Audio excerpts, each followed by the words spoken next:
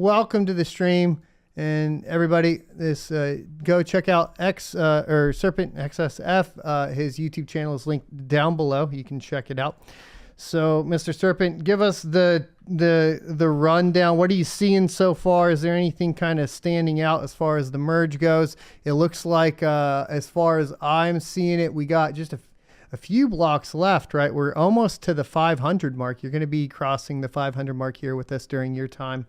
And they will have 500 blocks left. We're looking at 1:36 a.m. Central Time. That'll be like 2:30 Eastern. And it looks like even a little bit faster according to Bortle.wtf. Yeah, so it's actually lengthening. It's actually going further away. Originally it was like 1 o'clock in the morning, then 1:30. Right. Now it's 2:30. It's looking like 2:30, 2:45, somewhere in there. My time, Eastern Standard Time, which is a little bit different for everybody, or 16:45 UTC.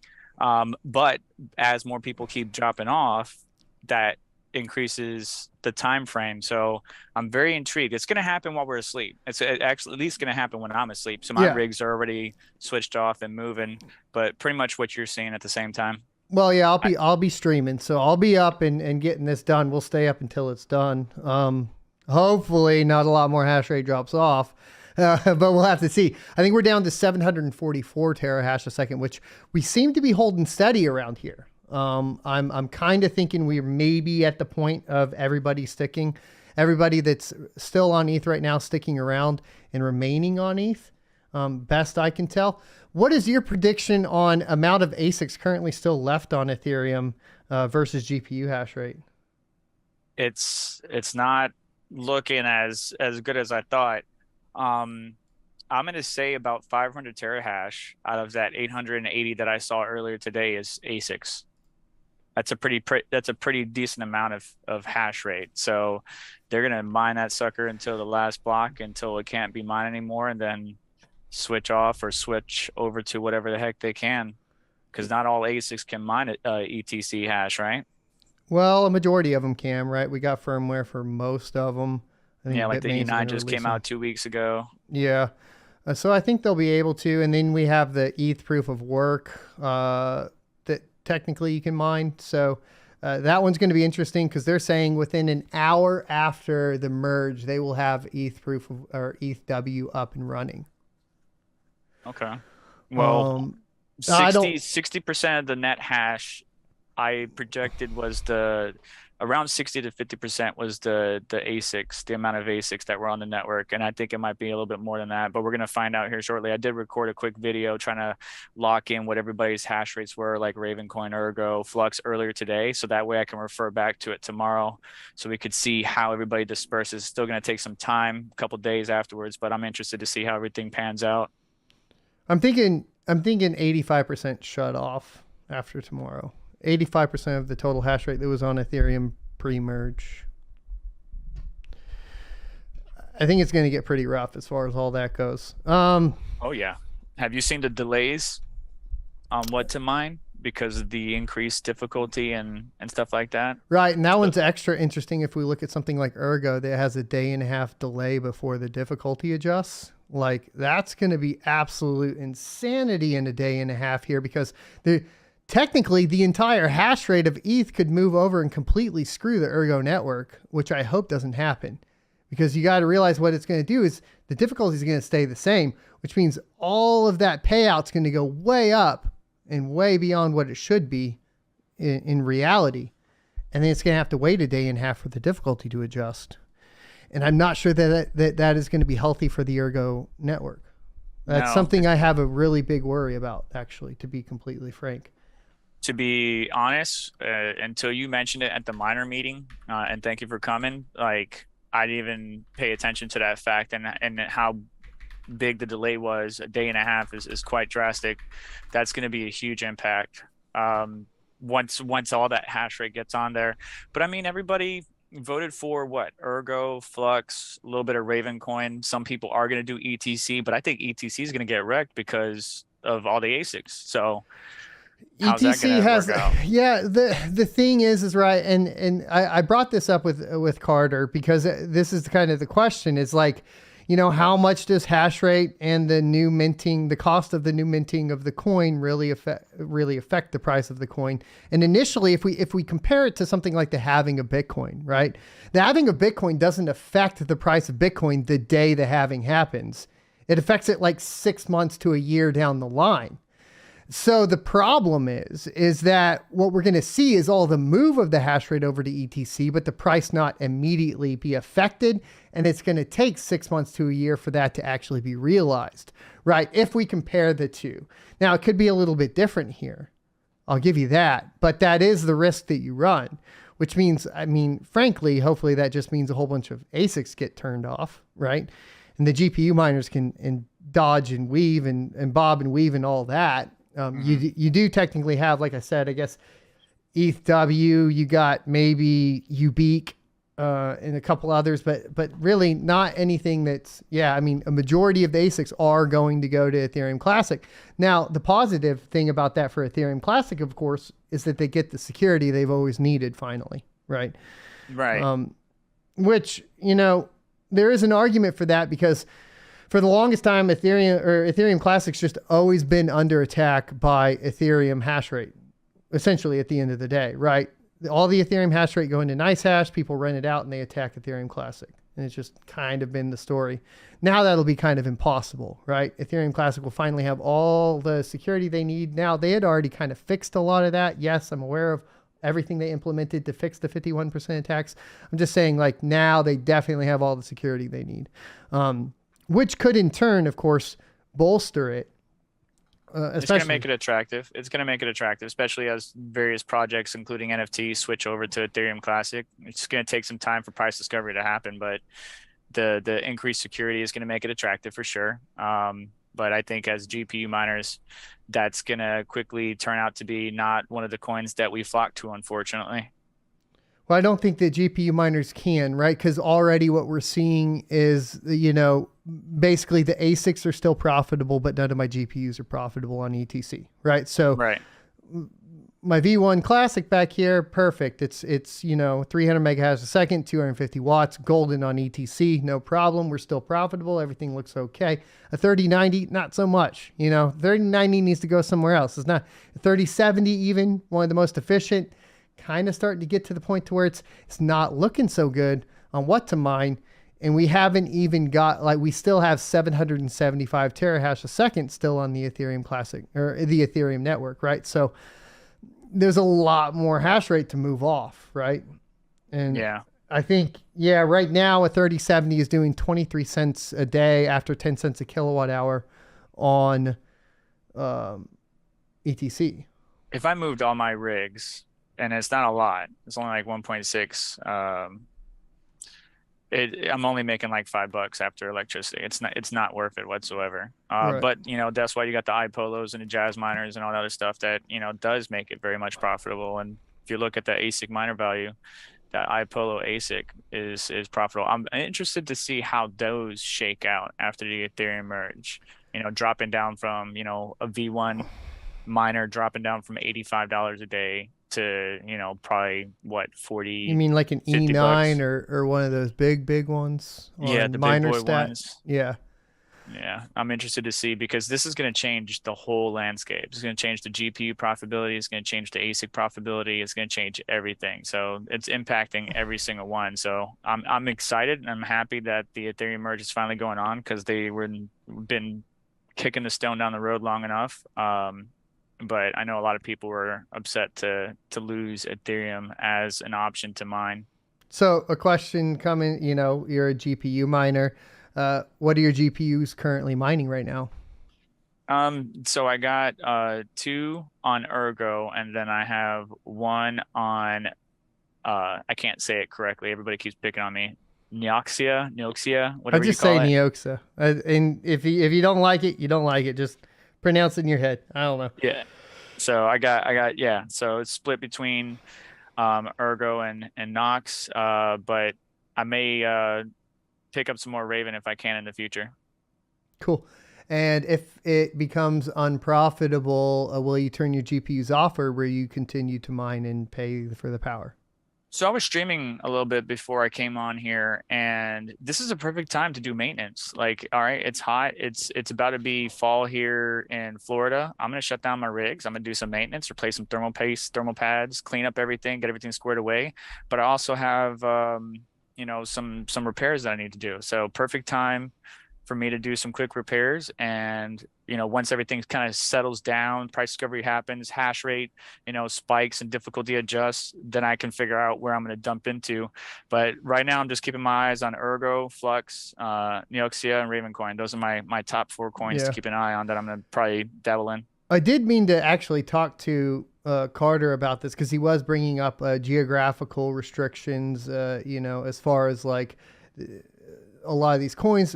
He brought up Steam, right, and like the trading of Steam cards and that sort of thing, and their regulations and so on. I do have worries surrounding Neoxa in particular, and the regulation, right? Like they put up in their disclaimer when you join like the Rust server that it gives out the Neoxa coins, but they have no relation to the price of Neoxa. That's set by third parties. But how long do you get away with doing that, right?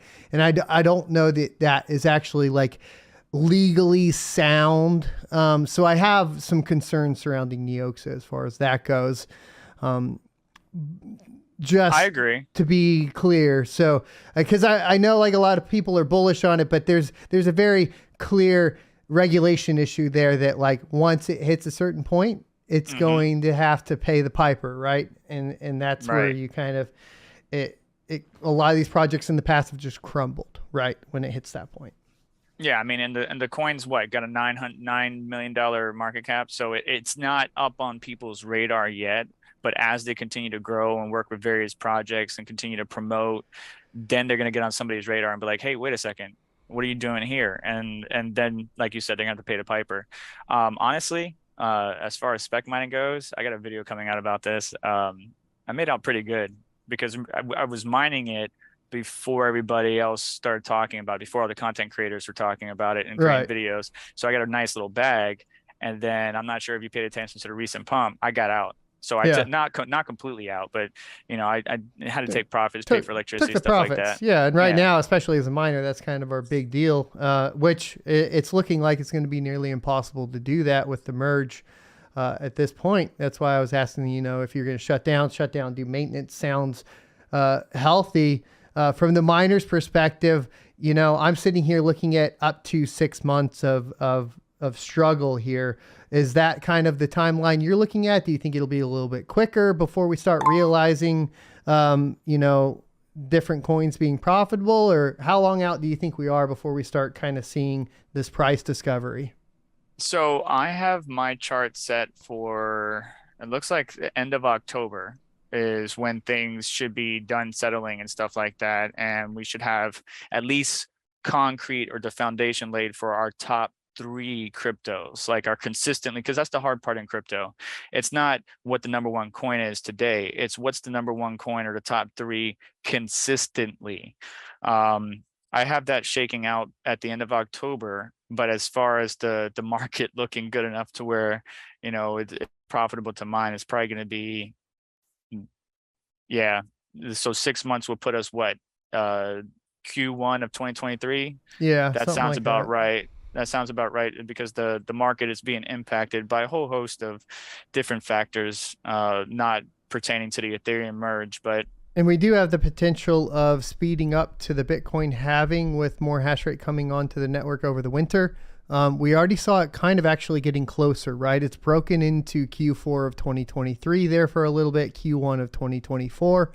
I think originally when we were kind of looking at the next halving for Bitcoin, we were assuming Q2 of 2024, but now we're in a different cycle. And so I think a lot of people are starting to realize that Bitcoin now, as far as the hash cycle, the hash rate cycle, is now, as opposed to being based on the rainy season in China, now being based on the summer to winter cycle in the United States.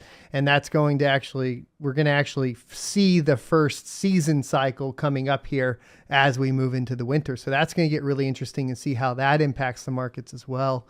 But the big question that I think a lot of people are moving into, let's actually talk about the Ethereum merge and some of the potential issues that are coming up. obviously we have our bias. We're a proof of work channel. Most of the guests I have on are proof of work. It's going to be like kind of the nature of the beast. But, you know, I think that there are very valid concerns when it comes to censorship as we move into proof of stake for Ethereum. I think that some of those already existed without, of course, or without proof of stake. One being, of course, flashbots. But I think that there are specific ones that pose a threat directly related to proof of stake. One being, of course, the centralization on cloud services like AWS. And then, of course, the centralization under single entities that control staked Ethereum like Lido and Coinbase. Give me your thoughts on that. And I am going to take a bio break while you do that. So the floor is yours. I will hold it down while you take care of business. So the centralization of Ethereum is a bad thing, period. As Carter was talking about, or Mike was talking about just a second ago, you know, if the local government, state government, or what have you, were to go and say, hey, Amazon AWS, we need you to censor this contract address, blah, blah, blah, person, or anybody using this address, then obviously Amazon would have to comply. But that's not just Amazon, it's any cloud service provider, as BBT said. And that brings in a whole bunch of concerns and questions that I don't think they really thought about, because if they did, they would have made sure that it wasn't 40% on Amazon by itself and then 20% on Hetzner. That's no longer acceptable use policy, right? It breaks their terms and conditions or terms of service. So that's going to be a growing pain that Ethereum is going to need to work through. And that's not the only problem. There's a whole bunch of other problems that I don't think anybody else has been talking about. And if you reference on my Twitter, we had a Spaces, actually was hosted by Seth, Mind Your Biz, because my original one broke down. But there's a bunch of 0 days that we might actually see take effect over the next couple months. I'm not going to name names, the perpetrators, the groups or individuals that may attempt these 0 days, but the MEV exploit, even though they said they got a switch, or SerpentX said they're going to use a switch to flip it and try to stop any pending attacks. There's a bunch of other exploits that we may see. The MEV sandwich is still a problem. MEV is still going to be exploited, and there's going to be growing pains to this. And then not to mention staking, right? So we just talked about it. What was the fork that we said during the meeting that we're looking for that would provide clarity to users on when the possibility of, you know, or clarity on how we can unlock, when we can unlock, and when that's going to happen? Shanghai. I forgot the name of it. Shanghai. So, we need Shanghai. The Shanghai fork will be the one that provides unlocking, right? Or of your stake, right? The ability to withdraw your stake. But there's no clarity on how that will function or anything, right? In addition to that, there's really no clarity on how much you'll be able to unstake, the time limits between that, because I don't know if you saw the video I did with the one of the devs for Ergo Pad, Marty, but we talked about this problem, right? Staking, where the fact of the matter is staking requires you to have some sort of holdout period, lockup period. Because if you don't, basically you end up in a position. This is done in traditional financial markets as well for a very specific reason. Because if you don't, you just end up in a position where everybody sells, dumps, and then you crash the market. So you have to have some period of lockup. The question is what is that period of lockup? I don't think that Ethereum even knows, right? I don't think the devs even know at this point, right? When will that be able to start happening? How many people are going to be allowed to do it? And then how is that at the end of the day going to affect all of the DeFi that's surrounding it, right? The loans that are going out, the STETH, all of that. What happens? Right. And the time frame, what I believe in the meeting we were just speculating, and this is just pure speculation. So we're hoping by Shanghai we would hear additional information and clarity as to when the time frame might come that we might be able to unlock, how much we can unlock or how much we can actually pull out of our staked ETH. Because somebody actually asked me this in a live chat earlier. We don't have a determination or a time on that yet at all. Right. And Shanghai won't, we don't even know when that one actually happens. So after the merge, there's multiple steps that need to be taken. And we're waiting on the ETH devs to provide us that clarity and additional information on the matter. But then what was the switch that you were talking about regarding MEV exploits? So it's a switch that has to be set off by the actual nodes themselves, right? So when an MEV exploit, so the worry was that essentially MEV would basically allow people to censorship transactions. So then to stop that, the nodes to a certain extent, and this is very rough and it's getting very late, but basically the nodes would have an option to come together and say, no, don't allow that, and turn off MEV so that it would block them from censoring transactions or something along those lines.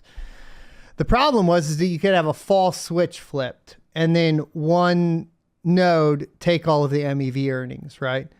So that was kind of like the attack vector. Now, are they going to go along with the switch? I don't know. This was talked about maybe like 3 weeks ago in one of the Core Foundation, Ethereum Foundation live streams, which I think they're live right now too. They are. I actually saw that. They got like 4,000 views and they're having a merge party themselves. Nice. There you go. Our merge party's better. Ain't no party like a son of a tech merge party. But I think as the merge unfolds, Ethereum devs are going to continue to grow the project, but there's going to be some exploits that are going to be found. There's probably going to be some reorgs. There's probably going to be some discussion regarding security about the decentralization of 40% on AWS, and then if we bring another 20 over, that's 60%. What other options are available for validators out there, and more importantly, make sure the end user, the people that are watching now, understand that you don't need 32 ETH to be a node. You want to be a validator and earn, you need 32 ETH. But to participate in a network, you can run a node and help participate in the network without any crazy hardware. I forgot the information on it, but I was going to look into that and make my own node with the same NAS that I use for Chia, and just run a different system.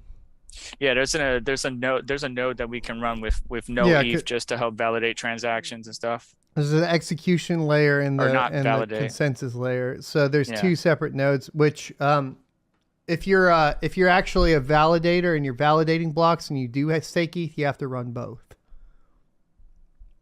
So, but the beacon chain side or whatever, the consensus layer, you can't run. The execution layer, you can run. If I'm not mistaken, I think that's how that works, right? So, that's pretty much it as far as that goes. So tell me, what are your top 3 cryptos post-merge? Without looking at any of them, Ergo, Flux, Raven. In that order? Yeah. Because Ergo is, especially for me, because I'm in a hot environment, Ergo is kind to my hardware, keeping things cool, keeping my house cool. Flux, I love the, wow, I can't even think today. It is getting late. It's like 1 o'clock in the morning. What is it? The parallel assets. And then Ravencoin, I've always been a supporter of Ravencoin, but I really need them to step up their marketing campaign because they've been slacking on me a little bit.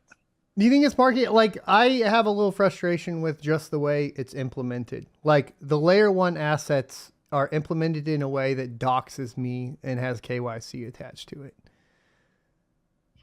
Unless I go in and like do it myself, like if I try to go through any of their built-in services, it's like, oh, I have to register and dox myself. And like, why would I do that? Like, especially if it's something that's supposed to be like principally connected to the blockchain. Like, I don't know. I think it just needs more work from a development standpoint. Does. That's it. Like, it just needs some more work.